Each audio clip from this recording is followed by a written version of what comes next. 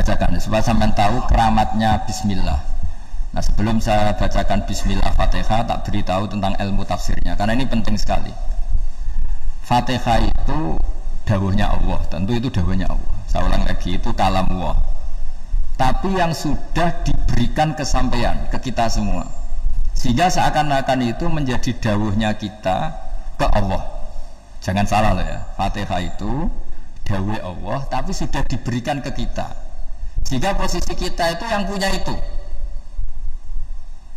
Nah, kenapa ini perlu dijelaskan? Karena nanti ada kalimat iyyaka na'budu wa iyyaka nasta'in. Kalau itu masih kalam Allah, berarti Allah ngomong ke kamu, ngendikan ke kamu, kepadamu aku menyembah. Masa Allah menyembah kamu? Nah, sehingga ilmu tafsir itu menyelesaikan itu dulu ya. Saya ulang lagi ya, sebelum sampean sering baca Fatihah, aku yakin ya sering baca. Tapi barokahnya tidak paham itu tidak pernah janggal. Enggak paham itu ya penting supaya tidak iskal, tidak janggal.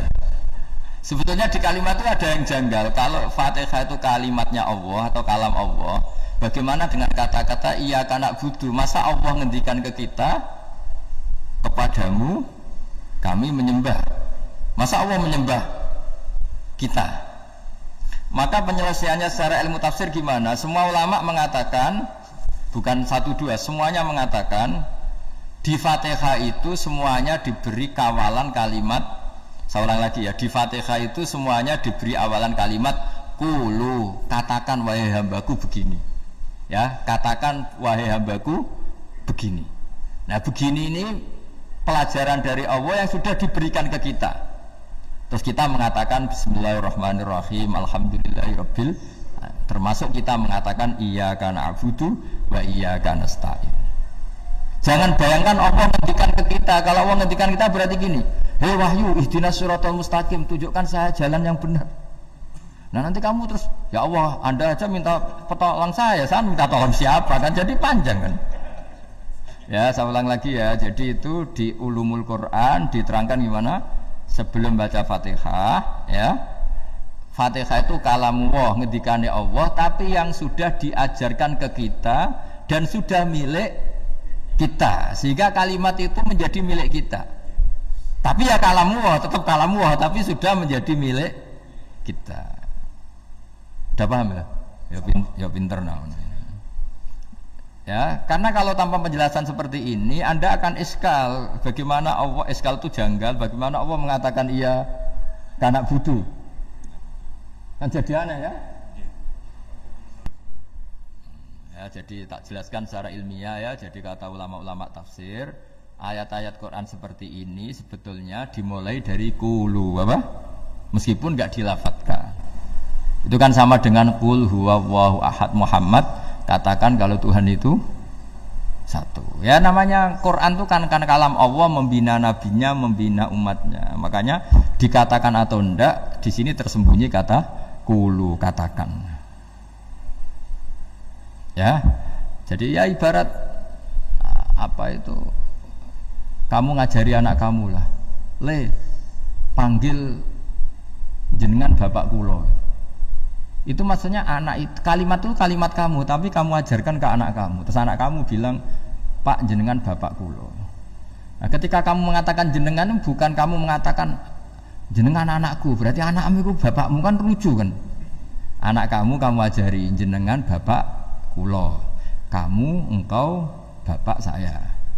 Terus anak kamu mengulang, jenengan atau kamu bapak saya. Berarti itu kalimat yang kamu ajarkan, tapi sekarang sudah milik anak kamu. Kalau itu kalimat kamu kan lucu, masa anak kamu bilang bapak?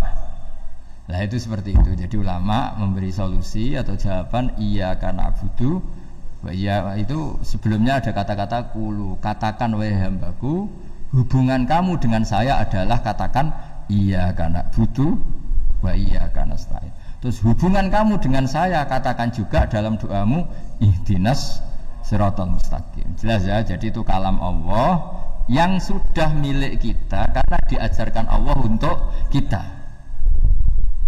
Dong ya? Ya dong, gak jelas gak. Tapi bagus, gak jelas itu bagus.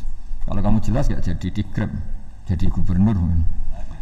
Min azimi fadliha kasratu asma'iha wa fadail ukhra. Ini cerita dramatisnya surat Al-Fatihah. Qala Abu Hurairah radhiyallahu anhu inna iblisa ranna khina unsitat Al-Fatihah. Jadi iblis itu begitu kesakitan.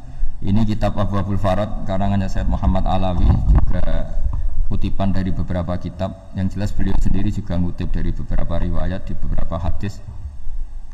Halaman 123. Ketika Fatihah turun itu iblis kesakitan, kayak orang sakit gigi lah, tersiksa sisanya karena turunnya surat apa? Al-Fatihah. Artinya kalau anda baca Fatihah dijiwai, maka anda melemahkan setan, melemahkan iblis. Wa qala Mujahid khina unzilat Fatihatul kitab ronna fastama indahu asyayatin. Jadi ketika Fatihah itu turun, iblis itu terkapar lah kira-kira, sampai dijenguk banyak setan. Jadi kamarnya di ICU lah kira-kira gitu kalau sekarang itu, entah COVID entah enggak tahu, pokoknya di ICU sampai dijenguk banyak setan. Enggak tahu bawa apa enggak tahu, pokoknya dijenguk banyak setan. Nah nyangoni karena ini apa? Ketuanya apa? Pingsan, sakit. Jadi iblis itu sakit sampai dijenguk anak buahnya setan-setan. Ya semoga kalian semua tidak kenal setan. Kalau kenal berarti teman apa?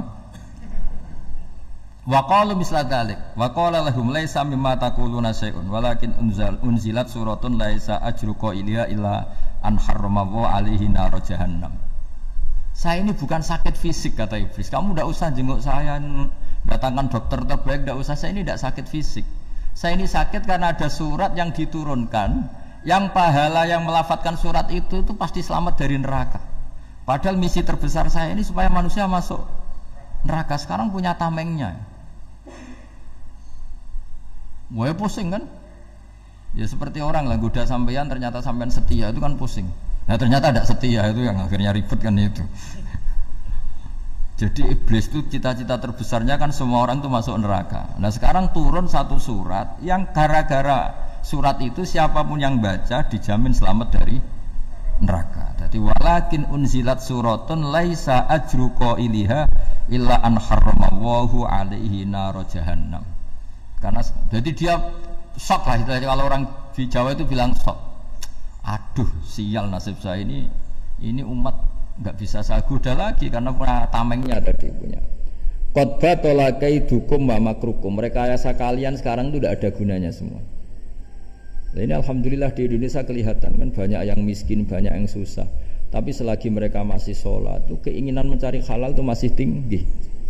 Kayak apa kita di tengah kota, jauh dari anak istri, jauh dari tetangga. Biasanya kalau orang jauh dari anak istri, tetangga kan sakar PDW. Tapi yang soleh masih banyak, sudah jauh dari keluarga tetap lurus. Loh kalau yang dekat lurus kan wajar, konangan wong akeh. Ini sudah jauh masih lurus. Nah ini nggak lepas dari barokahnya surat apa? Surat Fatihah tadi. Jadi karena ada surat yang menjamin pelafalnya atau qailiha terbebas dari api neraka. Wa qalat asyayatinu lahu is ayyusai'an ta'muruna ya maulana. Faqala lahum idhabu wajtahidu hatta tukhfilu qulubahum hatta la yaqulu hadhihi surah. Lalu kita gimana? Jari para setan gitu. Lalu kita gimana? Terus kata iblis, sudah bikin mereka lupa sehingga tidak baca lagi. Selagi masih baca kita pasti kelak. Jadi kalau sampean sudah jarang baca Fatihah itu berarti sudah bagian dari kemenangan apa? Iblis. Jadi kalau sampean sudah jarang baca Fatihah itu berarti bagian dari kekalahan Anda, kemenangan iblis. Masih sering baca? Berapa kali? Terus apa lagi?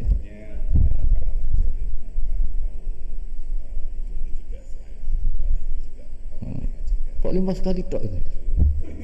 Berarti pas salat fardu tok itu. Enggak 5 kali itu mendingan itu 17. Kamu itu ngitungnya jangan 5 ini. 5 waktu itu berarti lumayan kan? Berapa? 17 ya? Ya. 17 ya? Ya. 17 tapi kalau makmum tuh sering separuh kan, apalagi makmum tarawih. Ya kan? Makmum tarawih itu bacanya Fatihah ada yang sempurna enggak ya? Ya enggak lah. Baru alhamdulillahirabbil alamin mampu ruku ikut ruku gitu. Makmum kan yang tarawih lah Mas. Kalau tarawih jarang sempurna ya. Fatihahnya itu. Kan imam sudah ruku. Kamu bacanya Fatihah sampai mana biasanya? Baru setengah ya. Ya paling pas tarawih aja kan enggak sempurna ya. Apalagi kalau imamnya sing kilat tuh, waduh malah. Nah, ketika Fatihah itu sebegitu keramatnya, sebegitu topnya, itu setan rapat, singkat cerita itu yang tadi dipimpin oleh iblis yang sedang terkapar apa?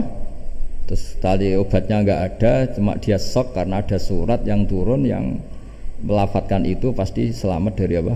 Neraka. Nah ini gimana saran Anda? Sarannya adalah bikin orang-orang itu lupa, tidak baca Fatihah.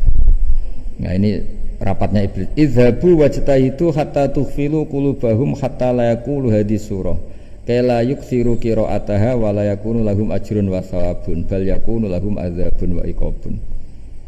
Jadi saya mohon selama ini Anda sudah baca, tapi mungkin hanya rutin saja. Napa rutin saja? Tapi barokahnya ngaji ini kamu punya kekuatan atau punya semangat membaca karena ini surat yang luar biasa.